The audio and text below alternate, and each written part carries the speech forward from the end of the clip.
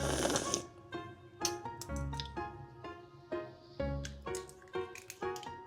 guys, magluluto tayo ngayon ng balot. Alam nyo kung saan yung pinakamasarap na balot na natikman ko. Sa Pateros. Ganun. Yung balot na to ay galing sa Pateros. Thank you Tita Ani sa balot. Ayun siya pa yung balot doon. Hindi ganun kalaki ang sipil at itiba ang tawagin nila. So yan. Tayo ay 6 pieces ng balot. Iluluto na natin siya lahat. Pero bakit tagal niluluto itong balot? Hindi ko alam. So, yan. Antay na natin siya. Naluto. Okay. Balikan ko kayo ang ating balot. Hanguin na natin sila one by one. Ang init.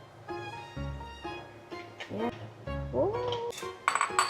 Suka. So, yan. Ito yung bubuksan natin. Kasi ito yung mas malapad. Tama ba?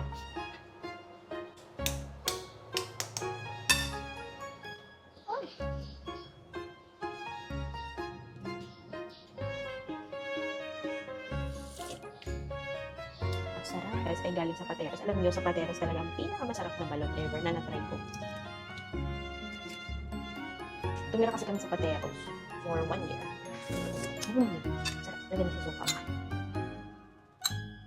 Ang init lang, hirap hawakan.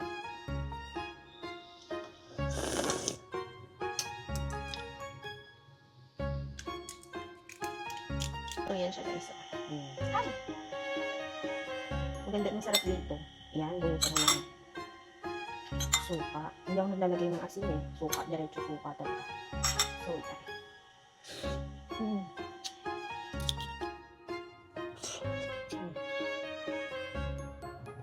Ang liit lang ng kutsina talaga. So, ibang na-try ko. Akala mo maglalakad ay kipinilit. Ano naman natin? So,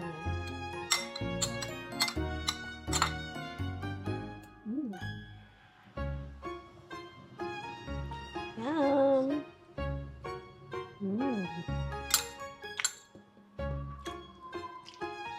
Sarap talaga sa suka. Kinakain nyo rin ba ito? Ako kinakain ko ito.